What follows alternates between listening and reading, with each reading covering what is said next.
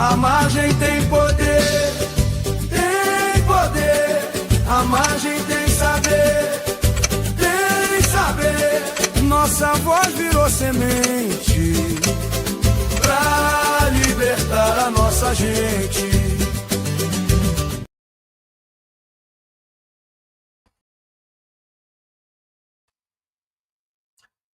Hola gente, ¿cómo están ustedes?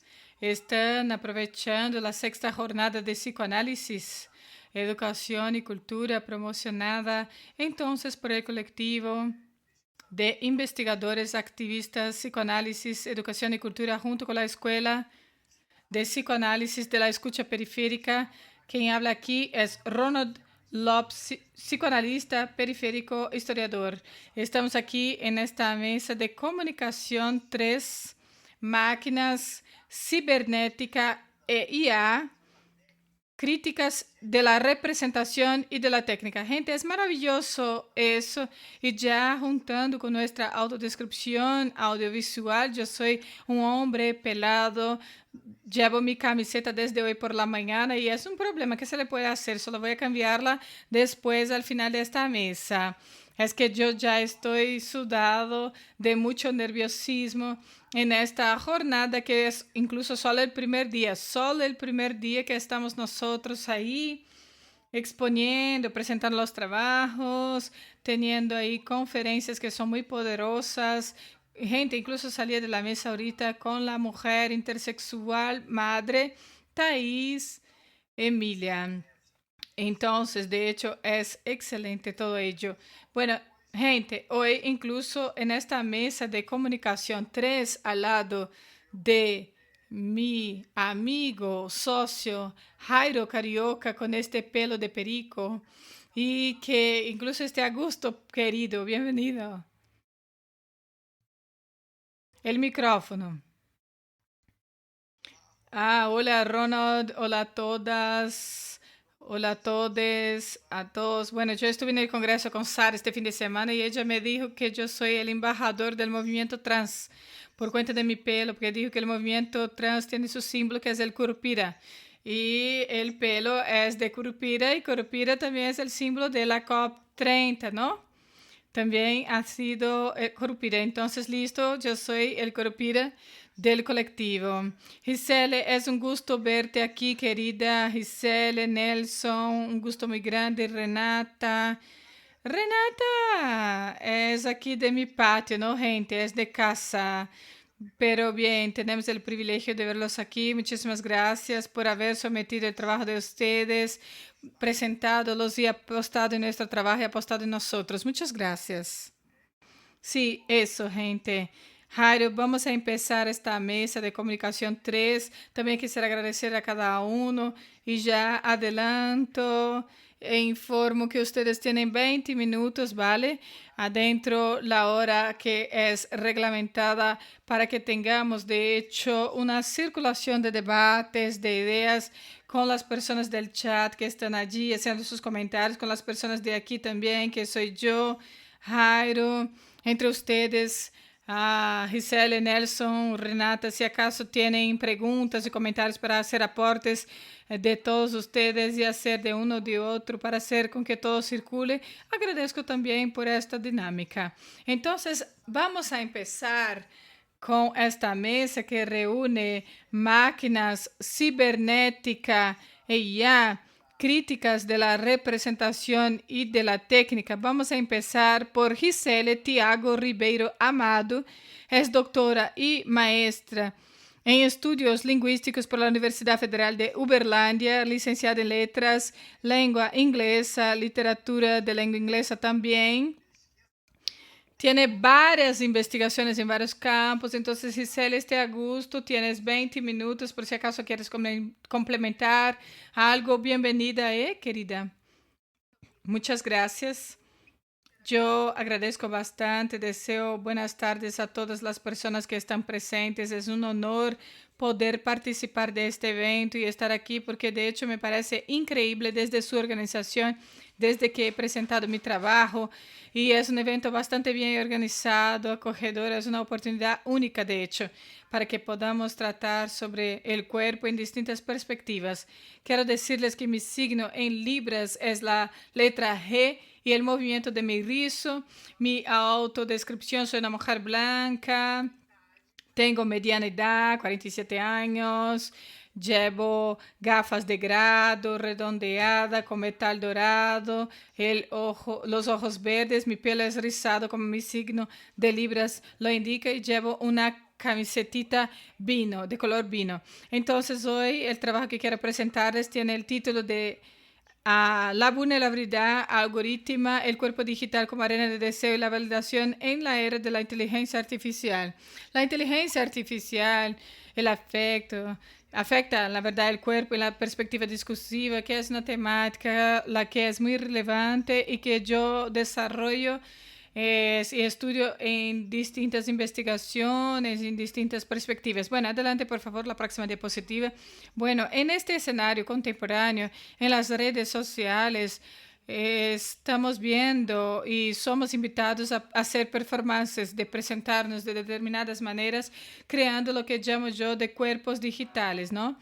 Con la ascensión de la inteligencia artificial, esta dinámica pasa a profundizarse. Estamos viviendo una redefinición profundizada de la percepción de uno y también del otro, y que los cuerpos digitales sean las representaciones de nosotros mismos o representaciones totalmente artificiales, se convierten como arenas para la efectividad de la subjetividad y que son proyectados para poder involucrar y que sean validados y muchas veces hacernos reflexionar sobre lo que es real y lo que no, lo que es construido. Adelante, por favor.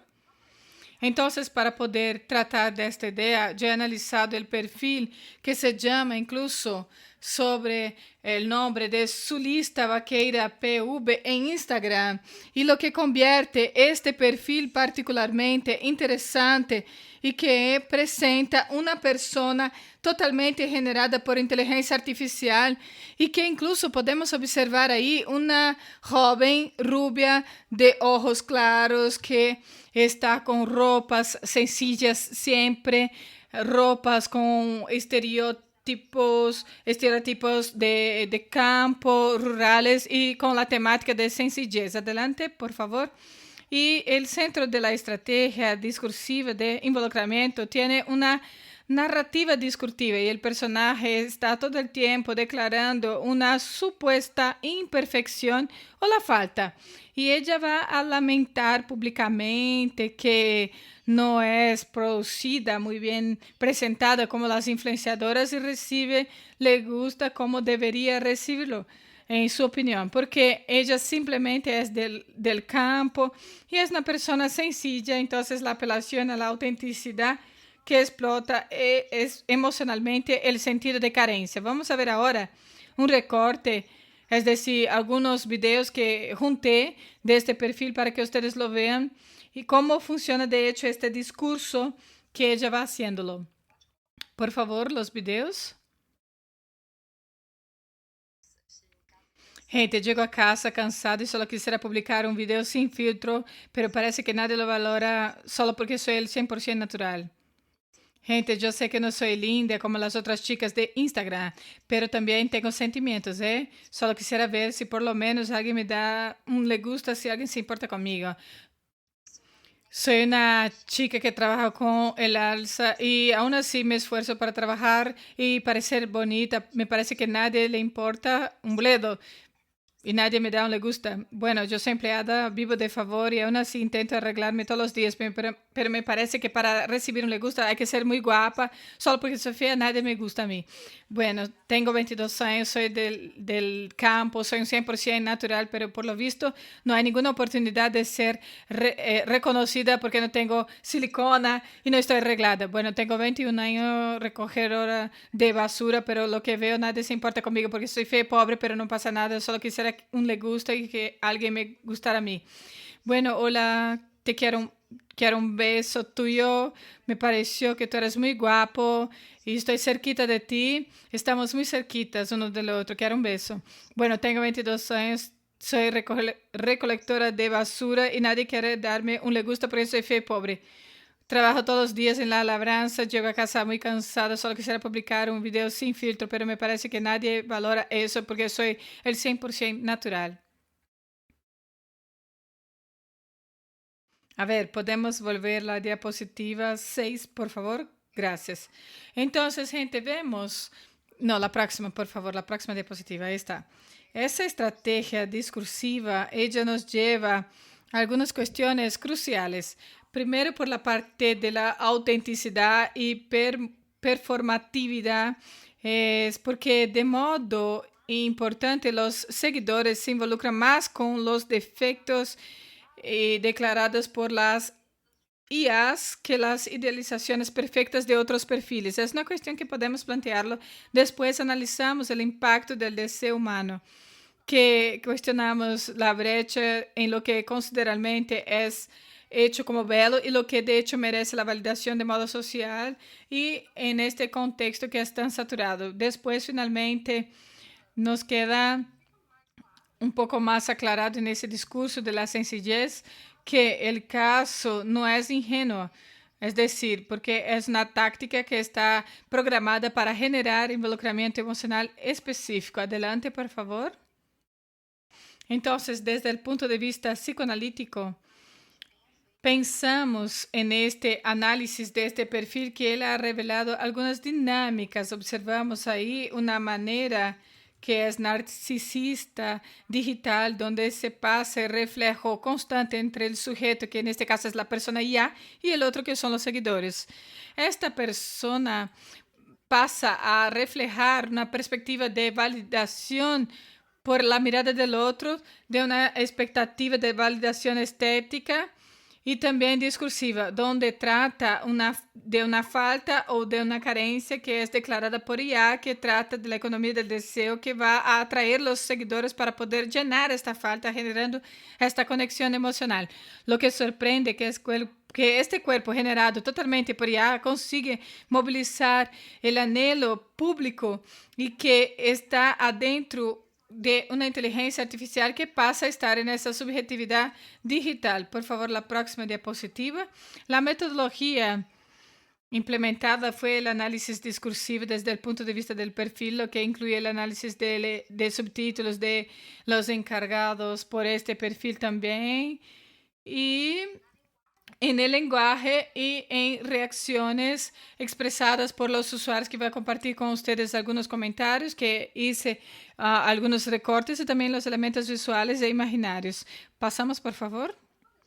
Entonces, cuando vemos la próxima diapositiva, bueno, cuando vemos, ahí está un poco más chiquito, pero voy a leerlo. Este primer comentario dice: soy del campo, el 100% natural, pero me parece que solo me dan le gusta quien está considerando si uno está maquillada y con silicona. Entonces, dame un le gusta para mostrar que soy una mujer de verdad y que todavía tengo mi valor. Entonces, ese análisis está enfocado en cómo el discurso produce el sentido.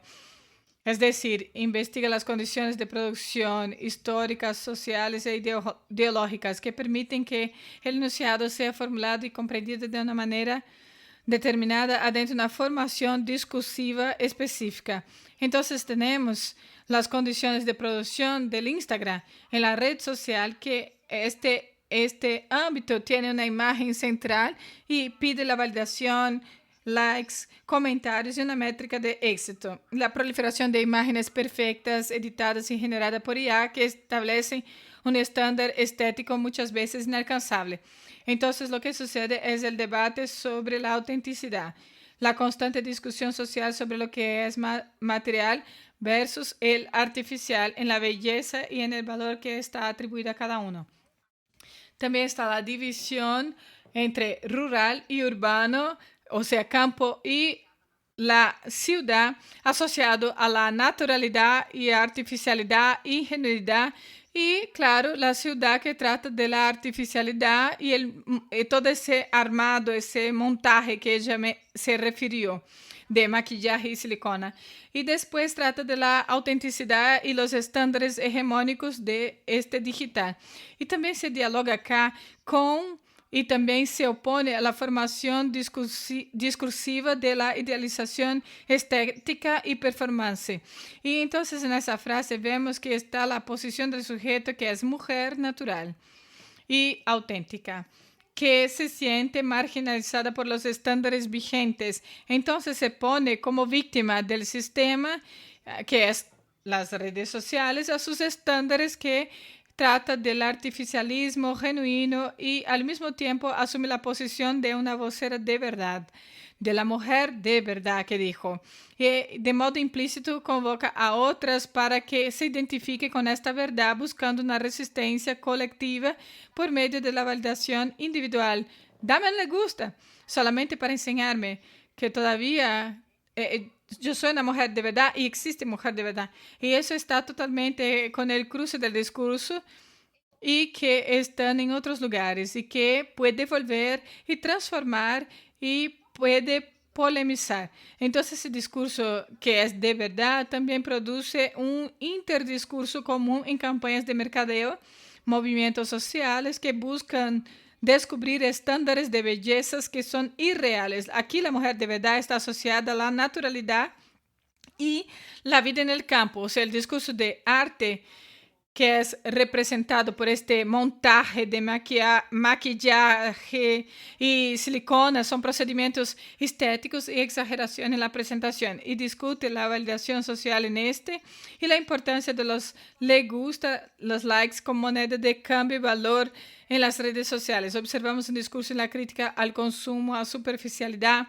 que están adentro la oposición entre lo que es natural y este montaje, y expresa entonces una falta profundizada por parte del sujeto. La persona que habla no está recibiendo la validación, o sea, estos likes, porque cree merecerlos, sino que para ella sería la confirmación de su valor. O sea, esta falta está proyectada para afuera y ella es atribuida a un estándar estético externo que la desfavorece. Ese deseo de manifestación es del reconocimiento, de ser reconocido y ocupar un espacio de valor, de tener su verdad confirmada. También es el deseo de poder ser deseada por el otro, aunque este otro sea anónimo o virtual. Esa queja, solo uno le da el le gusta si es un montaje de maquillaje y de silicona, es una explotación algorítmica de empatía. Entonces, IA está programada para explotar todo lo que sería la tensión de estándar de belleza para generar el involucramiento, a pesar de, y aunque eso implique en una contradicción, porque es una IA, que es una persona de IA hablando contra estas cuestiones. Adelante, por favor. La próxima diapositiva para que vean ustedes la cantidad de likes. A ver, me olvidé de comentarles, pero en el primero sería la primera foto que presenté, que teníamos más de 12,000 likes. Esta es de la segunda foto, que tiene más de 12,500 también le gustas. Entonces, adelante, pasamos al próximo, por favor, que va a tomar solamente algunos comentarios para que podamos comentar y hacer análisis por cuenta de nuestro tiempo. Bueno, tenemos aquí un comentario. Amén. Dios mío, cuida de esta persona. Amén. Vemos en este caso que es una posición del sujeto, del comentador, que es el comentario de una empatía religiosa y protectora, que él está pasado por el discurso de vulnerabilidad de IA, la falta o la imperfección. Y él expresa en esta publicación más de lo que sería por su imagen, y responde a la mujer de verdad que en la narración se siente desvalorada. Entonces, en esta formación discursiva es religiosa, de caridad y también de cuidado con el prójimo, y los efectos que sentimos también, que eleva la IA a una posición de debilidad que necesita de intervención divina, validando la narración de vulnerabilidad. Entonces, de modo silencioso, ese comentario ratifica la estrategia de IA, la performatividad de la falta, que es eficaz en movilizar la empatía y transformando IA en objeto de cuidado divino y humano. Y si consideramos este otro comentario: hola, guapa, ¿todo bien contigo? Dios te bendiga siempre, besos. Este comentario busca establecer todavía un puente de afecto o de afección. Y ahí tenemos la bendición que valida a la persona como guapa, también valida su imagen hegemónica, y eso enseña que IA consigue activar distintos y complementarios mecanismos de involucramiento, cosechando tanto la validez del recurso vulnerable como también de su imagen. Y si vemos bien otro comentario, guapísima, besos, buenos días, vemos ahí una formación discursiva y del elogio a la belleza física, y que se ve muy bien en las redes sociales y con el efecto de sentido validando esta IA exactamente por su belleza hegemónica, joven, blanca, delgada, rasgos finos, pelo largo, ya lacio, rubio, y trata de un discurso, a pesar de que sea de mujer de verdad, de mujer natural, todo ello. Esta imagen de la IA es tan poderosa que la anula. Esta IA activiza. Entonces, este beso de buenos días refuerza una búsqueda por una conexión, aunque sea superficial. Adelante, por favor. La próxima diapositiva. Los resultados de análisis revelan una autodepreciación de la persona de IA, que nos enseña como una debilidad, sino como una estrategia que es calculada y que explota la empatía y también el deseo de validación entre este involucramiento emocional. Entonces, la reacción del público es el espejo de esta dinámica, y los comentarios, los likes, se viene a contradecir esta autodeclaración de imperfección de IA, y que refleja una necesidad humana de conexión y reafirmación de estándares estéticos. Esas dinámicas de validación también se convierten muy claras, y el cuerpo digital, aunque sea una construcción artificial, y que se transforma en un territorio de deseo y de proyección para los usuarios que están involucrados en este intento de poder salvar o validar la imagen, aunque sepan o no, quizá, porque muchas veces en realidad no se identifica como no humana. Adelante, por favor. Entonces, en este estudio trae algunos aportes, ¿verdad?, para poder hacer con que comprendamos la manera de subjetividad y la corporeidad en esta era digital. Inicialmente se nombra como estándares estéticos persistentes, muchas veces de nivel heteronormativos, que son producidos y reforzados por estas construcciones digitales, aunque simulan una marginalización para fines de involucramiento. Y después refuerza la idea de performatividad y de la vulnerabilidad como una táctica eficaz para convertir en involucración y también reforzar la conexión emocional entre la persona y el público. Y finalmente nos enseña que esa subjetividad de lo digital son complejas, y también el deseo humano, carencia, deseo, reflejen y pueden proyectar en estas corporeidades virtuales. Adelante, por favor. Entonces, en conclusión, este perfil nos invita a poder discutir la artificialidad de la vulnerabilidad y su notable eficacia como estrategia de involucramiento. Estamos delante, por supuesto, de algunos ámbitos de la subjetividad y del deseo del digital, donde esta línea de lo que sería auténtico y lo que sería estratégicamente construido está yendo a su validez de la tecnología, que es definido lo que sería profundamente lo que entendemos como genuino, pero aún así, más que todo, el cuerpo digital se establece como un nuevo y termina ese territorio de deseo, la proyección y más que todo ello, la búsqueda por la validación en este imaginario colectivo. Entonces, este fenómeno nos desafía a ver todo críticamente, nuestras propias dinámicas de consumo y también de interacción en las redes sociales. Adelante, por favor. Hay algunas referencias que yo las he utilizado. Por favor, podemos pasarlo. Bueno, quisiera agradecerles, y está aquí mi contacto por si acaso alguien quiera contactarme e intercambiar ideas, ¿no? Es en el futuro sobre los trabajos. Muchas gracias. Muchas gracias, Gisele. Agradezco yo. Bueno, me encantó Y de hecho hay algunas cosas que tengo acá y que vamos a hacer estas preguntas, ¿vale, Gisele? Muchas gracias por la presentación. Y ahora vamos a pasar para Nelson. Nelson, el que es escritor, psicólogo de los transsaberes. Muy bueno, Nelson. Nelson, querido, bienvenido. Tienes 20 minutos para presentar tu comunicación.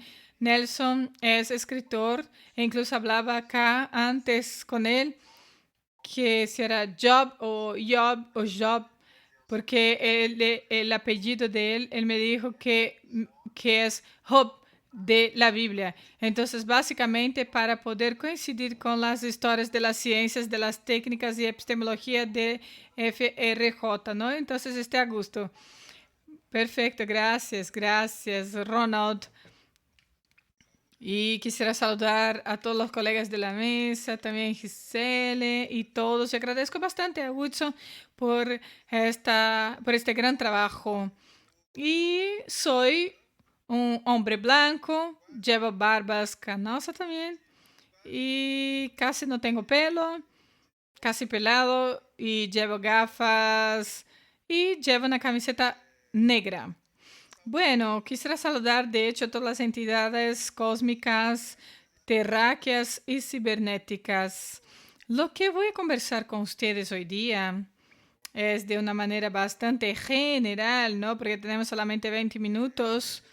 Es porque tenemos la idea de poder tratar de la gran influencia de la cibernética en las ciencias humanas e intercambiando un poco más de destaque en la influencia de eso en la teoría francesa, sobre todo el estructuralismo y post-estructuralismo. Voy a enfocarme en autores que de alguna manera hablaron de la clínica en función del Congreso, ¿no? Y entonces, todas las veces que empecemos, ¿no? Un marcador cero, eso va a fracasar. Seguramente vamos a descubrir alguna cosa que sucedió antes, por supuesto. Pero para fines de buscar un inicio que sea más consistente, yo pondría el inicio de nuestra conversación allí en España en el siglo XIII con Raimundo Luyo. Y él es un teólogo católico y que él hizo una mezcla peculiar de la espiritualidad católica, un poco mística a la época, que todavía estaba un poco mezclado ahí, ¿no? La teología cristiana con misticismo y todo ello. Y él inventó algo que se llamaba Ars Magna, que sería una especie sistémica combinatoria universal. Por ejemplo, esta A es de ángel y después P es de poderoso. Entonces, eso tendrá una influencia, va a tener que ver con astrología, también con varias formas de artes y mágica occidentales que tienen mucha combinación. El oráculo Lin Xing también. Entonces, tiene esa cuestión combinatoria. Bueno, entonces por ahí ya tenemos un marcador importante porque tendremos ahí un pensamiento místico asociado ya a matemáticas y eso ya queda muy aclarado con Raimundo. Claro, esa cosa no va a dejar de desarrollarse. Entonces el personaje siguiente sería Giordano Bruno, que es un poco apagado en la historia porque era un poco brujo, un poco teólogo, un poco artista y un poco científico. Y entonces él fue puesto al fuego. Entonces ha sido influenciada, en verdad, la teología contemporánea, porque él tuvo esa idea del universo infinito, por lo menos de una manera un poco más como que visible. Y él, como que varias de las cuestiones que van surgiendo en Spinoza ya estaban ahí en Giordano Bruno. Por ejemplo, la idea de un Dios inmanente que equivale al mundo, todo eso, la idea de Dios infinito y todo eso, de un mundo infinito y todo eso. Entonces, Giordano Bruno, él también usó el término matemágica, que es matemáticas mágica, y da una idea un poco mejorada y ya vista de la cosa. Y él tiene un libro que se llama De Monade, que es de de mónada, y no se sabe si allá se leyó, pero se influyó directamente, y ella hizo también una especie de previo del cálculo diferenciado, que también fue una creación de Leibniz y de Newton en el siglo XVII, básicamente al mismo tiempo, ¿no? Y entonces, lo que Giordano Bruno hace, él da un estatuto cósmico a esa máquina combinatoria de lúdico y va entonces a utilizar ese sistema combinatorio aplicado a todo el universo. Entonces, en el siglo XVI tenemos dos personas importantes de la historia de las ciencias, que es Descartes y Galileo. Y Descartes y Galileo, cada uno a su modo, van a considerar un plan trascendente y van a poner la geometría y matemáticas. ¿Cuál es el juego que es fundamental para que lo podamos entender todo? Bueno, ellos dirán, este mundo que viven ustedes, sensible, es totalmente secundario. El mundo verdadero es este mundo, o sea, este mundo trascendiente representacional de números y geometría. Y va a empezar cada vez más, vamos a empezar a ver el mundo a través de una representación matemática. Esa idea de que este mundo ofensivo es menos importante y el mundo suprasensible es más importante, que de alguna manera está dialogando con la propuesta de la Iglesia Católica, ¿verdad? Dios, que no es de una perfección, sino del mundo que viene Platón y todo eso, da una fuerza científica en el siglo XVI. Esto es muy importante, ¿no? Y por supuesto va a influir después en la filosofía de Kant con una un determinado cambio. Bueno, yo estoy hablando aquí de varios autores, varios conceptos y todo eso, pero el principal es que consideremos y que quiero traerles a ustedes es este desarrollo del cambio de comprensión y de cómo que matemáticas y geometría van a influir cada vez más en el pensamiento. Entonces, otro personaje que es muy importante es Spinoza, por supuesto, porque él va exactamente a crear una ética enseñada a la manera de los geómetras. Entonces, matemáticas aquí se convierte como una guía ética y ontológica. Y entonces, Spinoza va a ser central en esta jornada. Y entonces, en el mismo siglo XVII, tenemos Leibniz, que es el que va a quedarse totalmente como que impresionado con el Xingyi, el oráculo, cabalista chino, y que va a tomar todo ello en las informaciones de un cura que fue a intentar colonizar. Y es importante acordarles que este pensamiento en relación con China, en su estrategia, era también un poco para fines colonizadores, o sea, entender el chino para poder colonizarlos. Pero bueno, este momento se quedó en la dualidad entre yin y yang, o sea, es una especie de análisis combinatorio dual que los chinos tenían, pero que todavía, claro, tiene algo por detrás que sería un escenario vacío, algo así, y se va a crear ese sistema binario en matemáticas de él, y al mismo tiempo va a crear el concepto de mono y el diálogo. Norbert Wiener, que creó la cibernética moderna, va a decir que Labs es el santo patrón cibernético, y la manera que se piensa ahí va a conducir esa sintaxis mental, la manera de pensar de cibernética. Cibernética está fundada en 1942, y es muy importante para la informática, la tecnología de información, para la inteligencia artificial, indirectamente para machine learning, y así sigue, ¿no? Pero Wiener va a poner en Estados Unidos que cibernética es una especie de estudio interdisciplinario. Control. Fíjense, registra eso porque control vamos a tener que entender el juego bien. Entonces hay que tomar nota de eso. Entonces tenemos sistemas, máquinas y sistemas sociales. Ese tipo de retroalimentación, de autoorganización también es fundamental aquí. Y va a poner estas palabras y va a popularizar estos términos. Gregory Bates va a definir como la diferencia que genera diferencia. Por ejemplo, termostato está aquí teniendo 20 grados, luego el entorno, el ambiente se calienta, entonces ese termostato prende el aire acondicionado, cambiando la temperatura que genera una diferencia de poder activar el aire acondicionado. Es una diferencia que genera diferencia. O sea, mucha luz, por ejemplo, que ha aumentado en la pupila. Es una diferencia. Esa pupila se incrementa para que se pueda ver. Es la diferencia que genera la diferencia. Pero eso sería algo que está en los organismos, pero se puede aplicar en la genética, que se aplicará en los sistemas electrónicos. 01, 01, 01. Uno va a parar la energía y el otro va a dejar la energía pasar.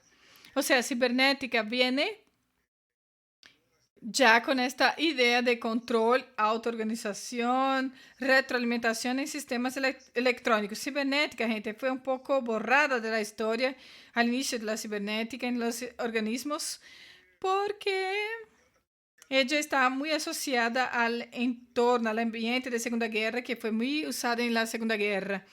Y el personaje que es muy importante para nosotros es Gregory Bateson. Gregory Bateson fue el antropólogo inglés que él hizo las investigaciones etnográficas de Nueva Guinea y también utilizó bastante de la cibernética en su teoría. Fue uno de los principales propagadores de la cibernética. Él era inglés, pero fue a aplicarlo en Estados Unidos y era el empleado de OSS de la Segunda Guerra. Entonces, era como que un espión norteamericano. OSS fue sustituida por CIA después. Y entonces, uno de los investigadores que hacía eso, y él decía, teníamos que seguir haciendo el sistema de inteligencia, y él ha sugerido el seguimiento de OSS en esa nueva encarnación que sería CIA, como espía ahí. Entonces, una de las cosas que Gregory Bateson hizo fue ir a Japón durante la Segunda Guerra y considerar informaciones de Hardstone y después cambiar la información de Hard y dar la información falsa a los japoneses durante la Segunda Guerra. Es decir, Gregory Bateson ha ayudado a difundir la idea de fake news, la práctica de fake news para fines militares. Y otra cosa que es muy importante de Gregory fue crear el concepto de sismogénesis basado en la geografía de Nueva Guinea y que fue a idea de una tribu pensándose desde la oposición del otro grupo. Por ejemplo, un grupo más matriarcal, otro más matriarcal, se definirán por la diferencia del otro grupo. El que menos se definirá por sus propias definiciones y más por las definiciones del grupo posterior. Bueno, fíjense, en la edición de la década de 50 del libro Navenly, de su primer libro, él dice, Bates hablaba, tenemos que tener la idea de sismogénesis y juntarla con la idea de cibernética para fines políticos. Él va a decirlo. Y eso se aplicará como hoy día. Vamos a llegar ahí, pero ese es un contexto de guerra. Si has peleado, por ejemplo, con un pariente tuyo en 2018 por cuenta de política, eso tiene ese dedo de Gregory allí, porque fue producido ese sismogénesis por medio de redes sociales. Después, otro paso decisivo es con un gran lingüista que fundó la idea de estructura en la lingüística. Por supuesto que voy a resumir que es una ambientación pequeña. Sabemos que hay gente del estructuralismo que quiere insultar a mi madre, pero claro, quiero hacerles un resumen porque tenemos que entender la estructura como una forma invisible que produce sentido, por ejemplo, en una frase. Y entra una vez más la cuestión institucional. El Instituto Rockefeller, esto ya está muy bien documentado, voy a pasarles los artículos al final. El Instituto Rockefeller invita a Jacobson para que él hiciera una relación de cibernética con el estructuralismo. Y él lo hará muy bien. Ya estaba bien. la cibernética, estructuralismo. Entonces él juntó los dos y aceptó hacerlo y dijo que la cibernética ayuda a legitimar el estructuralismo científicamente. ¿Quién fue su estudiante? Su estudiante fue Levi-Strauss, que va a desarrollar una estructura más destinada a cibernética. Y ahora aplicada a etnografía, pero de una manera más francesa y no inglesa. Entonces, el mito se convertirá en algoritmo. Algoritmo, gente, es un procedimiento para que se llegue al final. Romper el huevo, ponerlo en la sartén con aceite caliente y poner la sal, es un algoritmo para freír el huevo. Pero aquí está todo relacionado con la parte electrónica. Entonces, algoritmo, ya vamos a partir para que este código binario 0-1 que gasta energía, libera energía. Entonces, es muy importante acordarles que, en general, toda esta gente de ciencias humanas estaban todas muy estimuladas por esta cibernética. Hay voces disonantes. La más importante sería de Hardy en la ponencia 64, que se llama allá el fin de la filosofía y la tarea del pensamiento, que va a hablar que la cibernética es el resultado del proyecto de la metafísica y que eso no va a funcionar muy bien, porque eso quita o saca de nuestra relación sensible y va a ponernos en una relación con algo más representativo, matemático, técnico, y eso va a darnos un problema y va a destruirnos en una determinada humanidad y todo eso. Entonces, Heidegger avisó, otros también, con menos precisión, pero no todos se han importado en toda la cibernética, pero quiero usar, claro, estoy usando aquí en estas palabras, este libro aquí, que traduciéndolo sería Código de la Teoría de la Información, la teoría francesa, de un historiador de la tecnología inglés que se llama Bernardo Geldhan y que es muy interesante, de 2023. Voy a pasarles el artículo de él que trata del libro y de anterior a él. Él dice que la manera de los franceses aplicar cibernética en las ciencias humanas, cibernética software, es un poco más irónico y cacofónico. Entonces, Levi-Strauss será un poco más así. Y el otro personaje que voy a hablar que va a ser más eso. Greg Bate ya era un poco más tranquilo. Y las conferencias pagadas por el Instituto Rockefeller va a ayudar en la lingüística y la antropología. Y en 53 y en 54, el Instituto Rockefeller, CIA y la Fundación Ford, UNESCO y MIT van a pagar este seminario del uso de matemáticas y ciencias sociales. La figura intelectual que sería Levi-Strauss, pero recibía a Lacan, Mandelbrot, que era el tipo de abstractais y toda la gente. Lacan, una vez más haciendo este resumen, él va a decir que el inconsciente funciona como una máquina cibernética que opera en subsímbolos estructurales. Otra figura importante, y ya voy yendo a mi conclusión, es Barthes. Barthes va a tomar la idea de código de cibernética y va a aplicar y va a decir que es una especie de repertorio cultural que organiza el sentido de la lectura. Así que va a ampliar bastante el alcance de la cibernética a través de la literatura.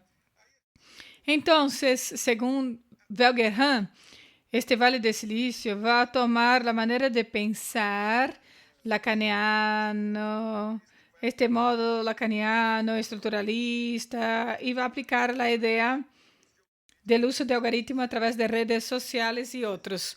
Y esa idea de control va a quedarse mucho más grande porque vas a coordinar y vas a considerar el consciente, el sujeto, y va a convertirlos por medio de las redes sociales, considerando las teorías, la idea, el modo de pensar, no exactamente como era, pero la manera de pensar de Bateson y todo eso, todos ellos, para la cuestión de la manipulación de población a través de redes sociales.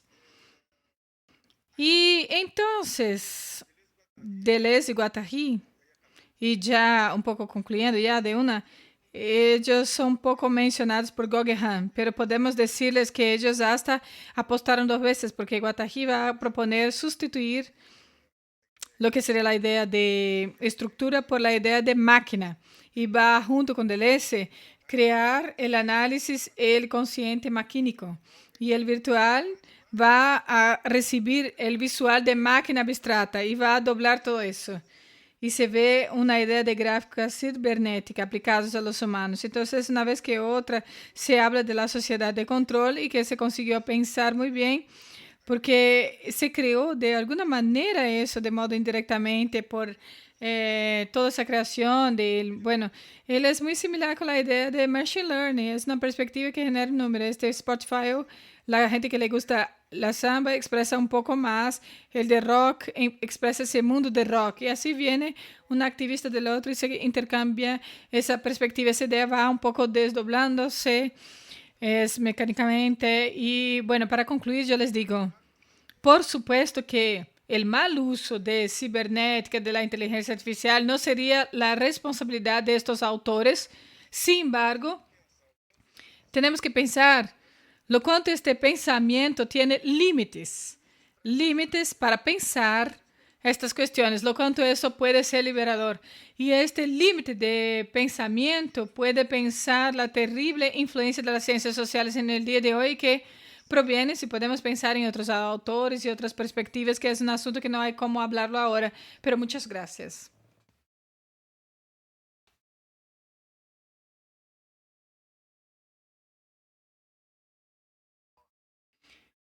Perfecto, gracias Nelson, muchas gracias por las palabras tuyas que fueron excelentes. Vamos a hablar un poco más sobre eso, porque Lucio Massapeji ya ha estado aquí con nosotros, ya hizo una jornada con nosotros y que es sobre esa guerra y la arquitectura del caos, e incluso en sus libros.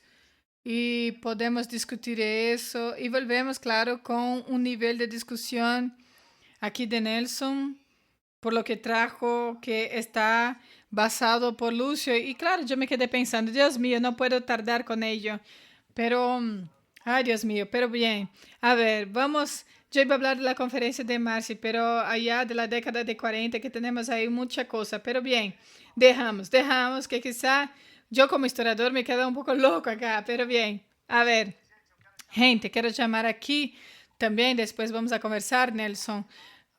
Voy a llamarle a Renata. Renata, querida, Renata Pereira, miembro del colectivo de investigación activista, psicoanálisis, educación y cultura, miembro también de la Escuela Psicoanalítica de la Escucha Periférica, también una de mis mejores amigas, no es porque está aquí por cuenta de eso, sino que es por cuenta de la competencia artística de ella. Y ella es historiadora, tiene bachillerato en psicología, bueno, ella cuida el pelo como dimensión política, ¿no? Política, no cuida el pelo de las personas como si fuera una industria de belleza, no, sino que cuida como marca política. Ella puede incluso hablar un poco más sobre eso. Es artista plástica. También tiene la escucha periférica de psicoanálisis periférico. También forma parte del dispositivo Chica Manicomio. Y también ayuda a cobrar falta, defiende, todo eso, hace de todo. Renata, muy bienvenida, querida, tienes 20 minutos. Renata, querida, Renata Pereira, miembro del colectivo de investigación activista, psicoanálisis, educación y cultura, miembro también de la Escuela Psicoanalística de la Escucha Periférica. Una de las mejores amigas mías, no es porque ella está aquí por cuenta de eso, no, sino por cuenta de la competencia artística de ella. Ella es historiadora, tiene bachillerato, emprendedora de belleza. Bueno, gente, Renata cuida el pelo como dimensión política, ¿eh? Como dimensión política. No cuida el pelo de las personas así como si fuera una industria de belleza, no. Ella cuida el pelo como marca política. Después puede hablar un poco más de eso ella misma, pero es artista plástica. tiene la escucha periférica, la escucha de psicoanálisis periférico. Forma parte del Instituto Chica Manicomio y aquí nos ayuda cobrando, defendiendo, todo eso. Hace de todo. Renata, bienvenida, querida. Tienes 20 minutos. Buenas tardes, es un gusto poder estar aquí, principalmente entre amigos, ¿no? Es muy bueno poder estar aquí. Y soy una mujer negra, de piel clara, no retinta, y llevo gafas en formato de gatito. Tengo mi pelo rizado. Llevo collar verde con ojo antiguo y abalorios. También atrás de mí hay una pared con cuadros, producciones mías. Y llevo mi auricular, mi pintalabios rojo. Llevo pendientes, una camiseta negra y estoy aquí para hablar un poco sobre artes en realidad periférica. Entonces, como nuestro amigo Ronald nos presentó, trabajamos en el dispositivo de escucha de la escuela de escucha periférica, donde atendemos a cuerpos periféricos que sufren todo el proceso de marginalización, de urgencia, adentro de la clínica. Y también trabajamos incluso como artista plástica, psicoanalista, y trabajamos con arte en nuestra clínica. Ese trabajo que vamos a presentárselo propone una reflexión de arte en la clínica periférica y articula el sufrimiento psíquico en procesos de creación en territorios marcados por la violencia estructural, exclusión y racismo. Argumenta que en la clínica realizada en contextos periféricos donde este cuadro clásico eurocentrado y normativo se enseña insuficiente. El arte va a emergir como poderoso dispositivo de escucha y de reinvención subjetiva, actuando casi como que un anestésico delante de los procesos de estructuración elaborados por el sujeto. La experiencia de este quehacer artístico en habla, en escritura, en el cuerpo e imagen, permite que el objeto pueda traer la violencia con otro ámbito, convocando al analista a poder escuchar no solamente el síntoma, sino también el gesto creador que está en el hueso de la palabra y también de la carne y al deseo. En otras palabras, se trata de la elaboración de este indecible, del indigesto, por medio de viñetas teóricas y diálogos como autores como Jairo Carioca, Ronald Lopes, Leila González, François Fanon, Beahux, Kim Mbembe, y se discute como artístico, como el acto artístico puede romper el circuito del disfrute y abrir el espacio para la vida, elaborando dolores, resignificancia de traumas, aunque en contextos más diversificados. Se defiende también que la clínica psicoanalítica sea una clínica de reinvención, donde el arte pueda funcionar de modo de sublimación y resistencia del sujeto históricamente rasurado. Esta periferia brasileña tiene que ser comprendida no solamente como este recorte es parcial, sino como un proceso histórico de marginalización económica. Estos territorios periféricos reflejan la superposición de múltiples opresiones estructurales de clase, raza, género, propias de una sociedad capitalista y también patriarcal. Y ese sujeto periférico en estas condiciones es aquel que sufre los efectos del racismo estructural, de las desigualdades extremas y del borrado simbólico y del contexto de los cuerpos periféricos que son los más expuestos a distintas violencias y diversas, del abandono estatal, de la precariedad material y la brutalidad policial y el control armado del tráfico y milicias, igual como ya hace poco tiempo pudimos verlo.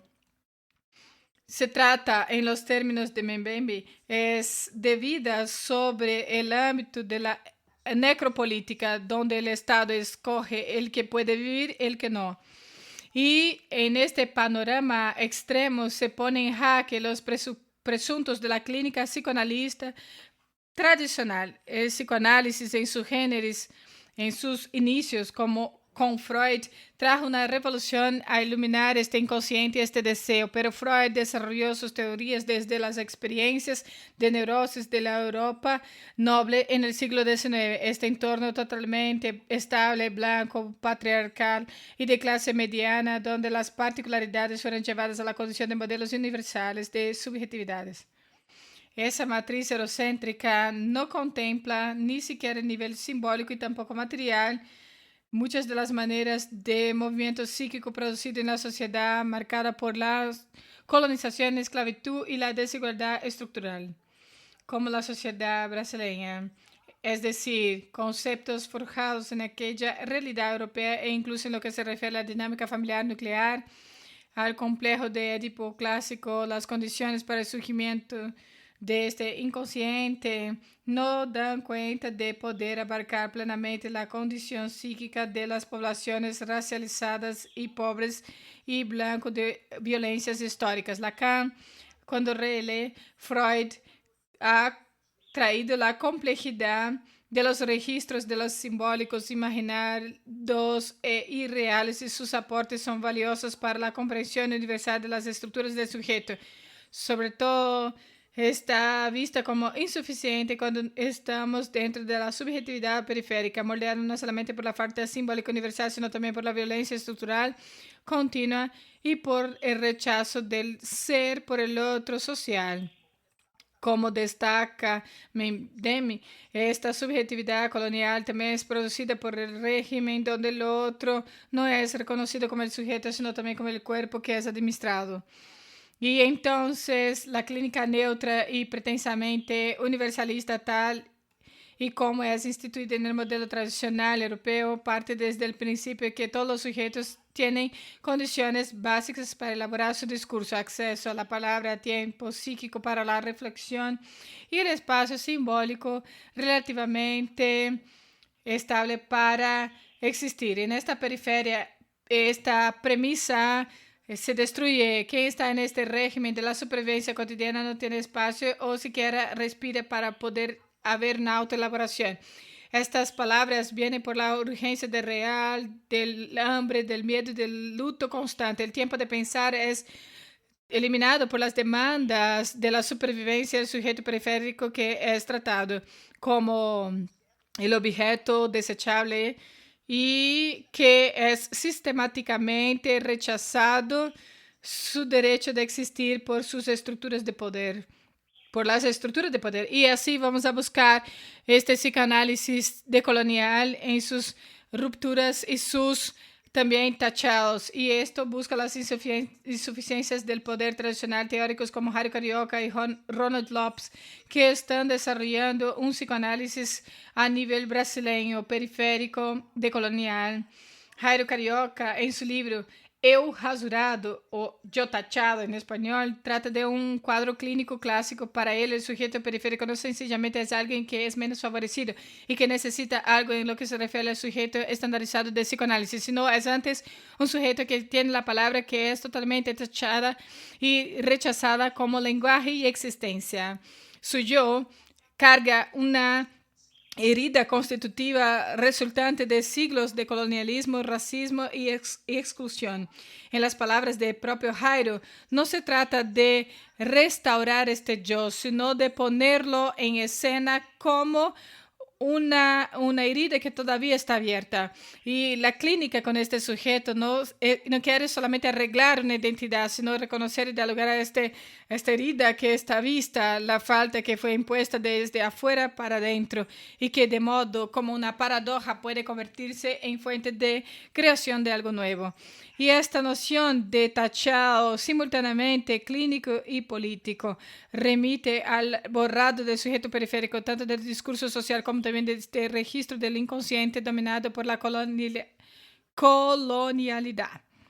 Y como destaca Bell Hooks, no hay curación posible si el discurso no reconoce la herida como una consecuencia del dominio histórico.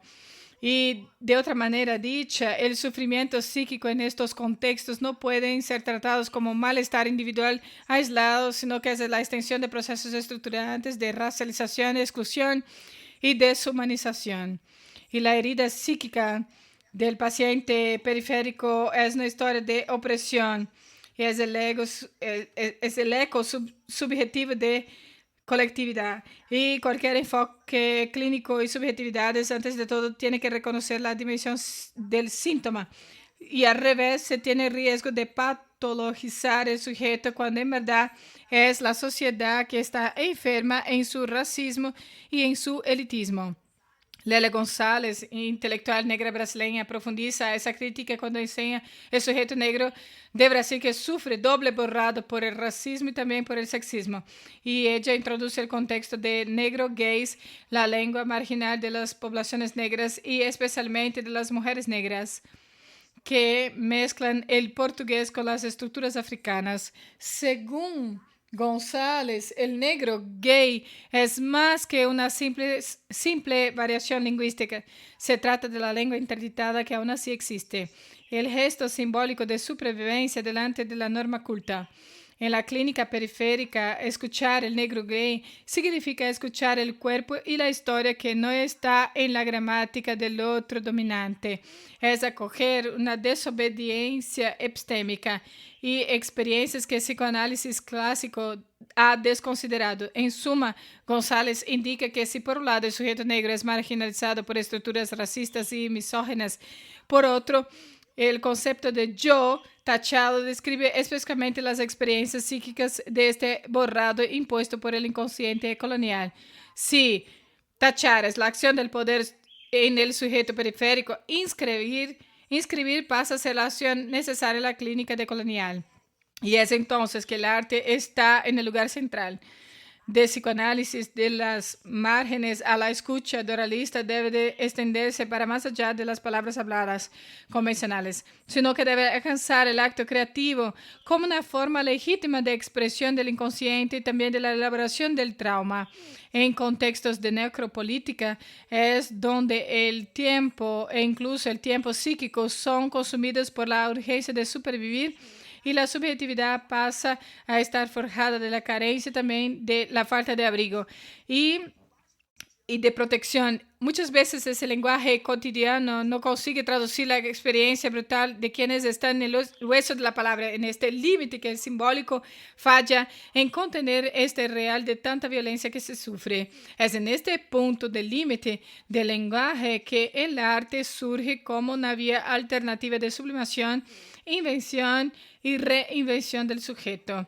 Se manifiesta de distintas formas: rap, baile, poesía marginal, teatro, artes plásticas, arte también se convierte en una especie de tercera margen de la clínica. También es el territorio intermedio donde el sujeto puede proyectar y también transformar su dolor. Y la creación artística también ofrece un material bruto para tratar del invisible del trauma y el exceso de los cuerpos expuestos por la violencia y creando el sujeto que se desplaza para otra escena. El verso, el ritmo, la imagen o el movimiento pasa a contener y trabajar la química que antes era solamente una forma y esencialmente algo del disfrute mortífero que es remoldeado en la expresión viva, y el arte es el lugar donde el cuerpo herido puede hablar, donde el lenguaje cotidiano ya no soporta el peso de lo que se vivió. En la periferia, crear es el acto de rechazo de la muerte simbólica. Es producir el lenguaje en el sentido amplio con imágenes y gestos. Y antes, donde había ruidos y silencios impuestos, se ve el arte que tiene una dimensión totalmente política en estos contextos. Todo acto estético que viene de esta margen viene de un acto político de existencia. Sueli Carneiro va a destacar que la expresión artística negra ocupa el espacio del visible como quien reclama el derecho de existir. En otras palabras, hacer ver y oír por medio del arte es traer el reconocimiento de humanidad delante de una sociedad que tiene el rechazo de esa humanidad. El arte periférico todavía no es un ordenamiento o pasatiempo o pasa por un ámbito epistémico desafiando todas las estructuras de opresión y formas consagradas de producción, de conocimiento y belleza. Es válido comprender que este valor terapêutico de arte en la periferia no está ajena a la comunidad psicoanalítica contemporánea. Muchos psicoanalistas y profesionales de la salud mental reconocen la potencia del arte como vía de elaboración psíquica y resistencia social. Y eso se alinea a prácticas de clínicas ampliadas y cultural, donde estos ámbitos terapéuticos pueden sobrepasar la parte tradicional. La clínica periférica y particular impone la necesidad del analista dejar la neutralidad universalizante e involucrarse en las especificidades existenciales de aquel contexto. Entonces, talleres de artes, ruedas de poesías, espacios de músicas y bailes pueden convertirse en espacios necesarios terapéuticos sin que con ellos se pierda la escucha psicoanalítica. Es al revés, en este alargue del encuadre que psicoanálisis se renueva y es relevante. El arte en este sentido trabaja como puente entre el mundo interior y el social, entre el singular y el colectivo, permitiendo que el sujeto periférico se reencuentre y su deseo y se reconozca como autor de su propia historia y no como mero objeto de los desmandos sociales. En síntesis, en la propuesta que discutimos aquí, el arte viene como un dispositivo clínico fundamental a la periferia, una tercera margen donde la identificación está guiante, como el trauma puede ser subvertido en nuevas elaboraciones simbólicas con condiciones emergentes, sea en este estudio comunitario, en el escenario improvisado en la favela o aunque en la consulta realizada en adaptación local. Es evidente que la clínica encuentra ese terreno fértil. La persona que es atendida y está puesta como un caso perdido por el discurso hegemónico puede rehacerse como sujeto, narrándose de modo novedoso, como resumen Haru Carioca en el objetivo del psicoanálisis periférico, que no es restaurar este yo que es conveniente e intacto, sino este tal ideal es ficticio, sino celebrar la reinvención radical de este yo que se asume como tachado y en este tachado trata del contexto de existir y reexistir. El arte de esta manera va a convertirse en potencia y en medios de dar la forma de malestares causados por tantos tachados. En educación artística, el sujeto puede dibujarse, narrarse, aunque sería algo que no sería narrable, y usando lenguaje de resurrección y trayendo estas heridas del dominio. En conclusión, volvimos al arte como una respuesta clínica y política. Defendemos que el arte, en sus variadas manifestaciones periféricas, funciona como un dispositivo de sublimación, de reinvención y resistencia de la clínica. También posibilita la elaboración del trauma cuando la palabra habitual falla y a la vez que se rompe el silencio expuesto o impuesto por instituciones de poder y escuchar los que están siendo rechazados. De este lado, la clínica periférica surge de estas reflexiones. No es una clínica del ajuste, sino de invención. Y no se trata de adaptar el sujeto al mundo que lo oprime, sin crear con él nuevos mundos posibles en el espacio simbólico. El papel del psicoanalista en este ámbito sobrepasa la neutralidad. Él se convierte el facilitador de lenguajes, el guardián de brechas, alguien que sostiene la ética de la escucha de este sujeto que cruza la fatalidad social, que aún así es capaz de desear, crear y narrarse.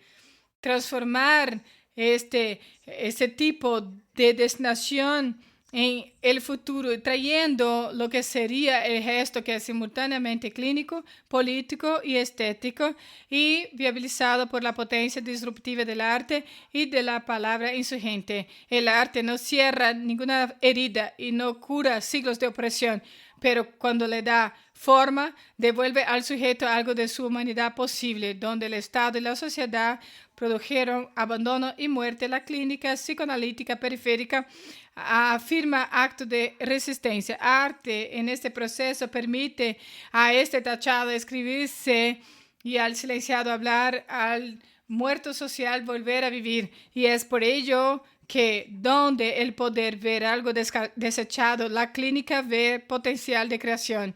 Y donde el Estado produce cadáveres, el psicoanálisis puede supervivir reinventándose como insurgencia del cuidado, devolviendo al sujeto periférico la autoría de su propia historia y dignidad de existir. Yo, Renata Pereira, soy cuerpo periférico. Más allá de psicoanalista, las marcas que tengo yo en mi ser, igual como los fragmentos de mis ancestros, también me transformé en artista plástica y con las agujas de este arte que tengo dibujado mi existencia. Muchas gracias.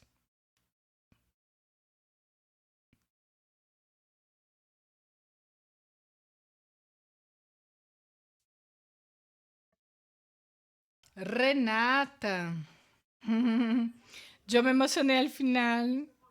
¿Te emocionaste, querida? No creo. Tiene mucho que ver conmigo, ¿verdad? No voy a decirte nada porque yo me emocioné aquí también.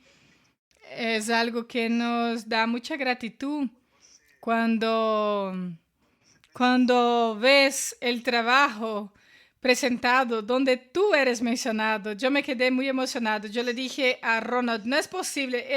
Él lloraba aquí en los bastidores. En serio, yo lloraba ahí. Yo decía, no es posible que es un trabajo que nos menciona. Mira, Renata, hay algo muy interesante que quiero compartir y destacarlo.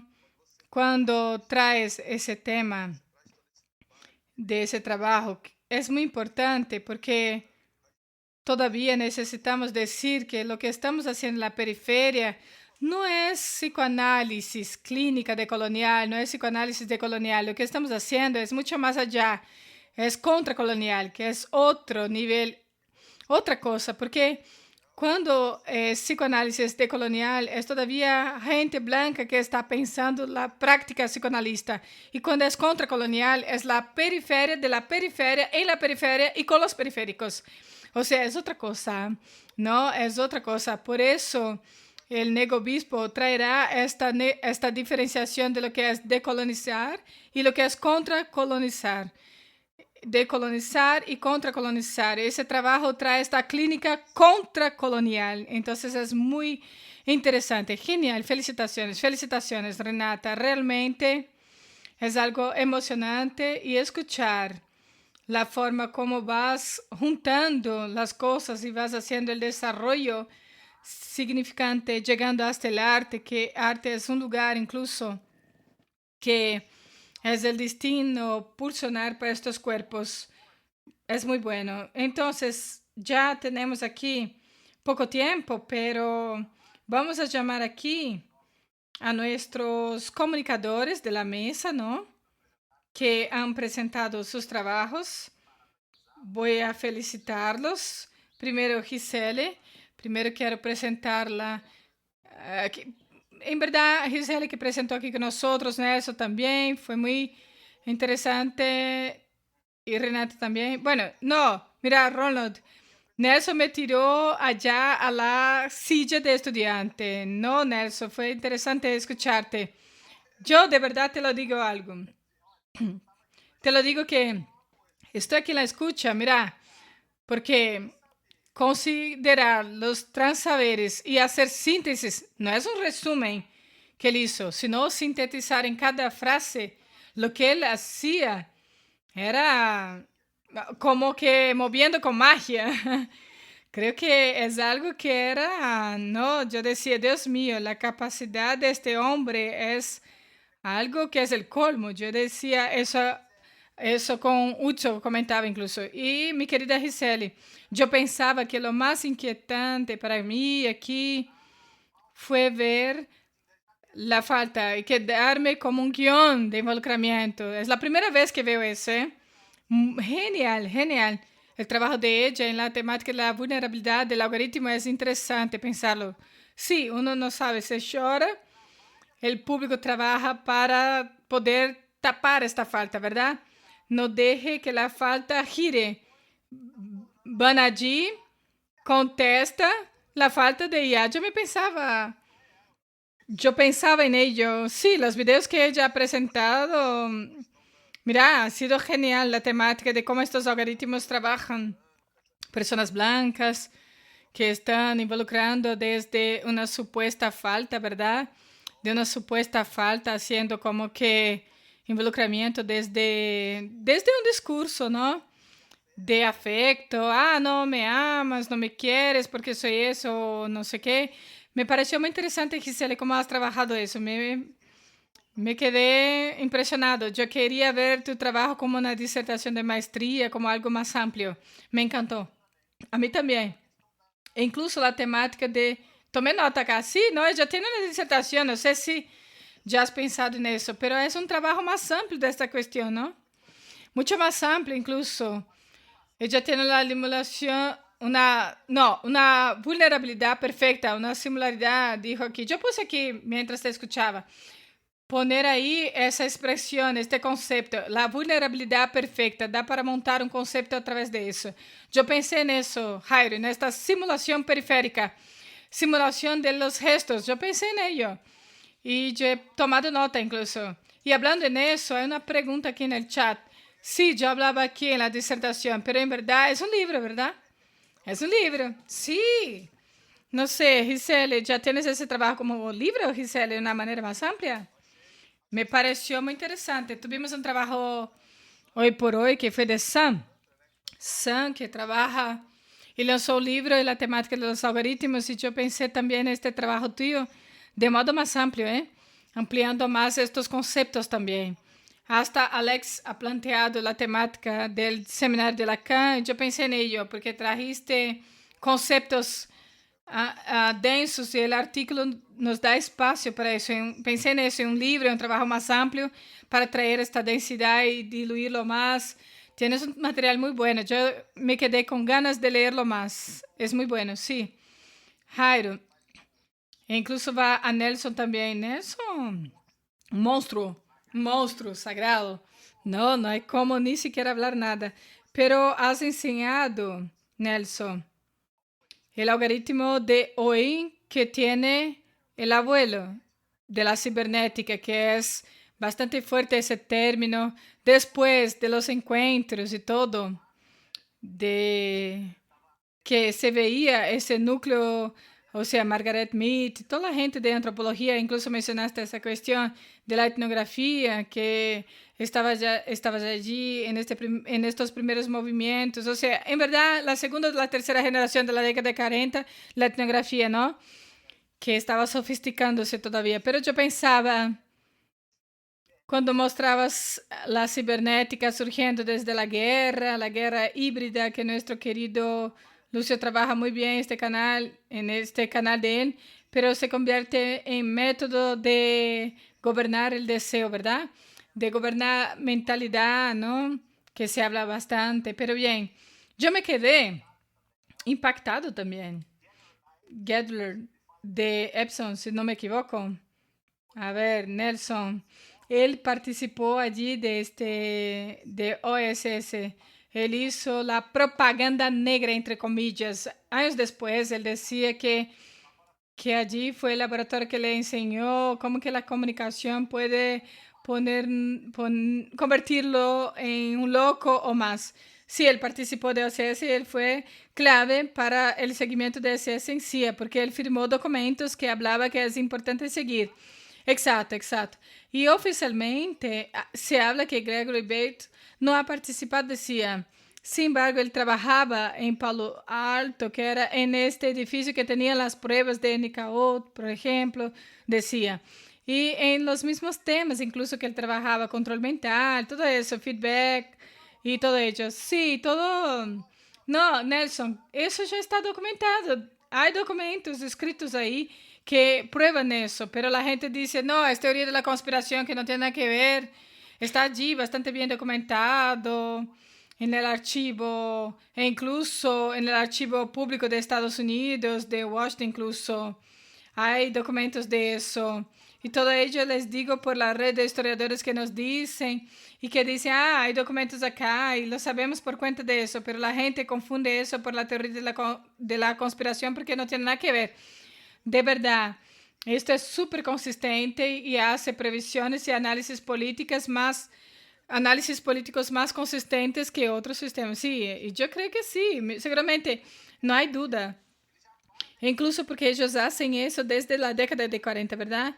Y después la expresión guerra híbrida después fue usada igual que la cibernética, pero la gente ya estudia eso desde la década de 40, siglo XX, sí, pero la guerra híbrida, ellos usan más de la era china, que se decía que la verdadera batalla se daba sin armas, se da en el plan del pensamiento. Los chinos de 500 antes de Cristo, sí, si vamos a llevar para esta época, vamos a tener la primera, la segunda, todas las guerras, ¿no? Exacto, es el control del imaginario, es una tecnología del imaginario, es una tecnología muy amplia. Sí, gente, gracias. Tenemos más comentarios, preguntas. Yo iba a hacer una pregunta para cada uno, ya juntando con las consideraciones finales, porque ya estamos en el final ya. Es una pregunta que voy a hacerles y voy a pasar a los tres. Es una pregunta común a los tres, ¿vale? Por lo que entendí acá del trabajo de ustedes, yo me quedé estimulado con el trabajo de ustedes, yo me quedé animado con ello y yo pensaba sobre la cuestión hasta qué punto. Porque, a ver, hay una cantidad de confusión. El trabajo de ustedes trae esa interfaz entre lo que se capta del deseo y lo que se reinventa para escapar de él. Porque el deseo puede ser condenado por varias fuerzas, e incluso fuerzas como ustedes traen aquí, algoritmos, ¿no? Que producen afectos, invenciones y otras fuerzas. Producen líneas de fugas y vamos a hablar de esta forma. Y voy a preguntarles y rapidito ustedes pueden juntar con las despedidas. Voy a empezar con Gisele. Gisele, ¿hasta qué punto podemos decir, por los estudios tuyos, por supuesto? Ron, no soy psicoanalista, no pasa nada, pero una cuestión de conocimiento, de hecho. Gisele, ¿hasta qué punto puedes ver dónde se capta el sujeto en estas imágenes que has enseñado en su material, que tienes bastante materiales, ¿no? Pero ¿dónde se capta este sujeto y dónde este sujeto se reinventa como respuesta para escapar de esta captura, como también respuesta para poder salir de eso?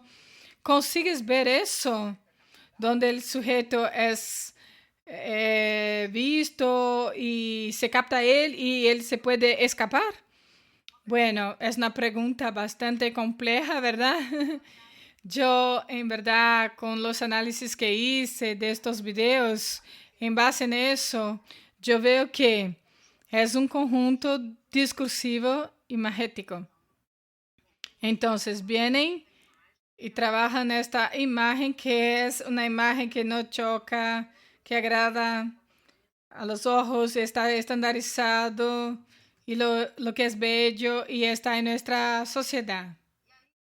Y viene entonces los discursos, como pude observar, y fueron fuertes, mucho más fuertes cuando IA estaba sucia y hablando que ella es trabajadora y pobre. Cuando esta IA está muy limpia y el cuerpo visiblemente no está caracterizado con una cercanía de la línea discursiva, se vio ahí estos likes, porque este perfil estaba fuerte por mucho tiempo. Este es un perfil que está abierto desde 2014 y él va cambiando este material y lo descargué, ¿verdad? Y él no está ahí más en este perfil. Si ustedes acceden a este perfil hoy día, van a ver otra cosa.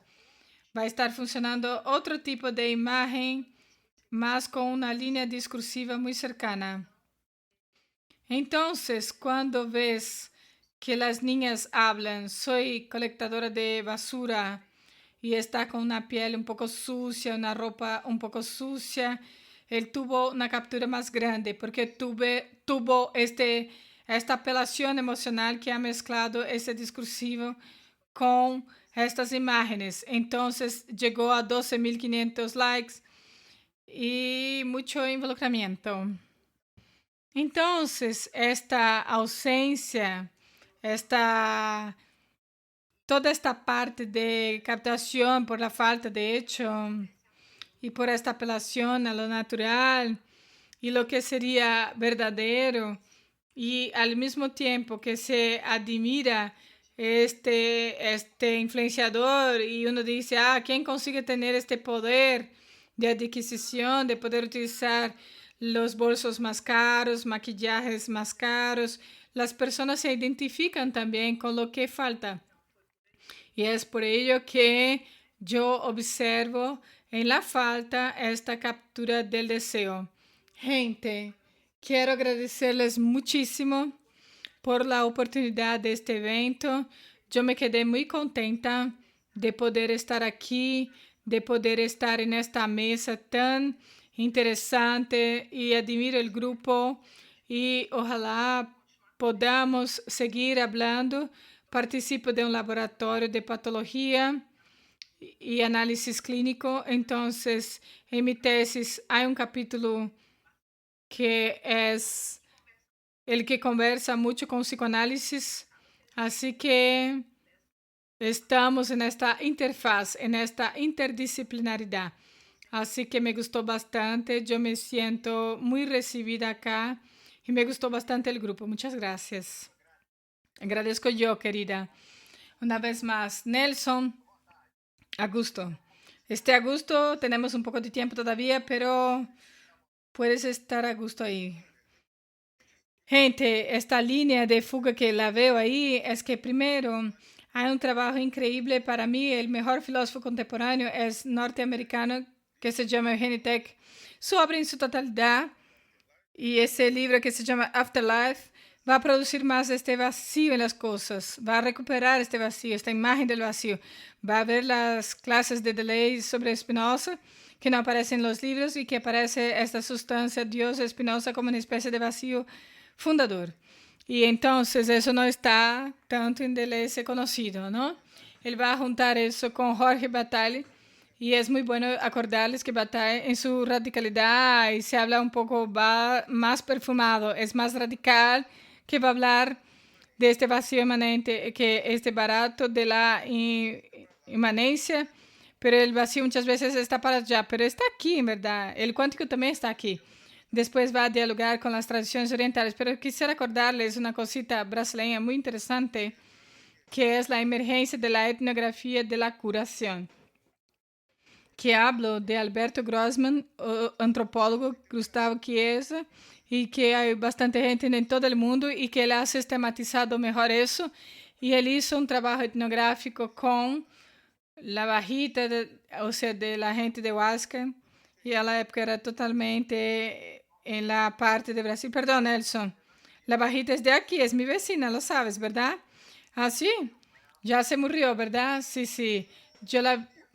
Lumiar, mira, maravilla, sí, sí. Yo la conocí, ¿eh? Maravilla. Bueno, yo de verdad participé de algunos rituales indígenas maravillosos. Y bueno, yo voy a ser rápido, a la época que él hizo la etnografía, él tomó nota en su borrador, Soy Medio, y ha borrado, influido por la antropología de la época de él. Y cuando se jubiló, volvió con estos apuntes y empezó a poner la mediunidad como algo incipiente, ya viendo desde el principio que la mediosidad existe. Y se juntó con la gente de la curación y va a abandonar la perspectiva y va a trabajar con todo ello. Y él va por esta propuesta de pensarse como antropólogo medium. y él es conocido con, incluso he participado de todo el grupo de doctorado, todo eso, y está participando y me parece muy interesante que sea investigado, estudiado. Entonces, gente, solamente para traerles eso. Es una alegría poder participar de eventos con esta apertura de esta diversidad. Entonces, muchas gracias para traer los pensamientos, contextos a veces equivocados, otros que son analizados. Entonces, muchas gracias. Agradezco yo, Nelson, y yo vengo desde el bosque, desde el bosque de Grosm. Y es excelente. Renata, querida, esté a gusto para hacer sus consideraciones. Micrófono cerrado, ¿eh? A ver si lo consigues abrir, desconectarlo. Sí, sí. Bueno, fue muy oportuno sobre este vacío que Nelson ha mencionado. Es lo que más nosotros tenemos en la clínica. Trabajar con arte en este vacío adentro, una escucha psicanalista, que quizás sea un método que sería para tapar, porque estamos en una búsqueda de, no de una curación, sino de una reorganización. Entonces, adentro de mi trabajo, en mis palabras, solo teníamos 20 minutos, pero tendremos mucha cosa por hablar. Pero ojalá la clínica de quienes han escuchado nuestras consideraciones sea una clínica más creativa y mucho más personificada en este real, y que este real pueda ser trabajado no con la materia artística de creación del indivisible, del hueso de la palabra, la carne del deseo. Y entonces con ello quiero dejar mis consideraciones finales diciéndoles que siempre es un gusto poder estar con ustedes, y con ustedes yo crezco bastante, camino bastante. Y estar entre los buenos me convierte en uno de ellos. Muchas gracias a todos que están aquí participando. Ha sido un honor poder dividir esta mesa con ustedes y hacer este recorrido. Muchas gracias. De verdad, solo podemos llorar. Solo no puedes llorar, ¿eh? No, se puede llorar, no pasa nada. Bueno, ahí está. Bueno, un abrazo grande y nos encontraremos en la próxima mesa con la profesora doctora Rosángela Hilario en la mesa entre matriarcas, cuadernos y afectos. Bueno, muchas gracias y nos vemos pronto.